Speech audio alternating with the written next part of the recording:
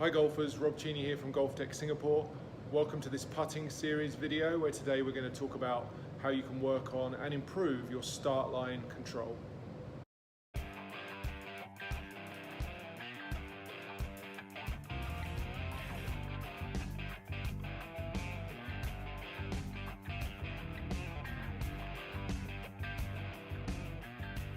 So if we discuss start line a little bit more and what it is and why it's important, when we talk about start line, I'm discussing the launch of the golf ball in the horizontal plane. So where does the ball start relative to where you want it to?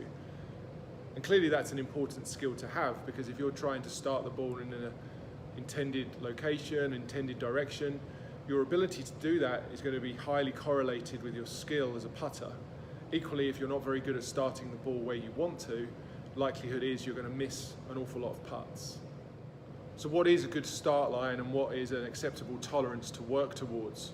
Well, depending on your skill level, that answer might vary slightly, but if I gave you an average range or a range to work towards of less than 1 degree in terms of where the ball starts versus where you intended it to start. And that would look like this. So on a 10-foot putt, a 1 degree margin of error would basically be the edge of the hole. So if you had a 1 degree margin of error from 10 feet, you'd probably just miss the putt. And as you can see from this diagram, as you get further from the hole, the need for your start line to be accurate is magnified. Here at GOLFTEC, we use our technology to measure the putter, and we can measure what the face angle is doing relative to where you aim the putter.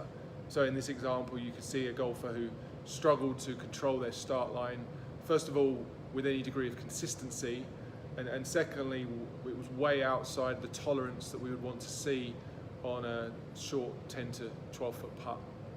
One of the best ways to practice your start line is to use a gate for the ball to go through. I'm using these Vizio gates, which have a variety of different widths, and if you place them at different distances in front of the ball, will give you different tolerances in terms of start line.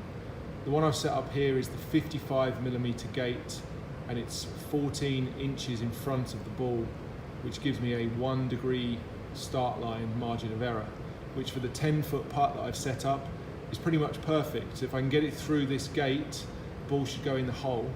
If I strike the gate, it tells me that my start line was greater than 1 degree margin of error. When doing this drill and setting it up, it's important you get the gate in the right position.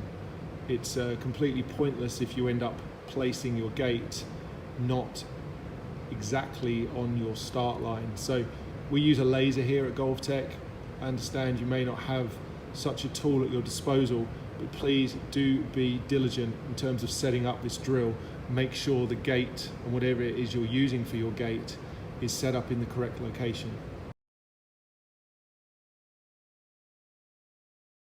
If you don't have access to the Vizio start gates, then you can make do with a substitute. I've got 2 coffee mugs on the floor here. Just tried to place them same distance apart as the gate, which is in this instance was 55mm.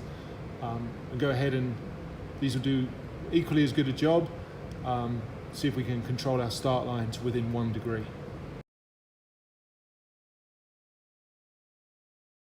So there's a really simple drill to help you work on your start line.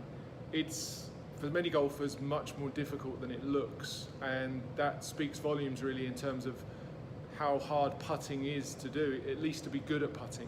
People look at the skill of putting and think it looks very straightforward, but actually to be good at putting requires a lot of work, a lot of effort. If you are struggling with that drill, you can monitor it slightly to kind of match your skill level, so moving the gate or the mugs slightly further apart, bringing them slightly closer to the ball will give you a slightly wider margin of error. But ultimately you want to work towards that 1 degree as a minimum really. The best players in the world are probably less than that, closer to ½ a degree in terms of their start line error. So if you can work towards that 1 degree, that would be a good place to start. If you're struggling after trying that drill, chances are you're going to need some work on your technique. There are countless reasons why you may struggle to control the face angle. Anything from the grip, the way you hold the putter, the type of putter you're using, the design and the length of it can have an influence, the way you stand to the ball, and just in general the way you move each segment of your body to make a putting stroke will have an influence on how this face angle works. So ultimately, the best thing to do is to get yourself down to your local GOLFTEC and take a lesson on your putting. Thanks for watching. I hope you found the video useful. If you did, consider giving it a thumbs up. If you don't already, please subscribe to my channel. And if you have any questions about today's video, please post them in the comments section down below. Thanks for watching. See you next time.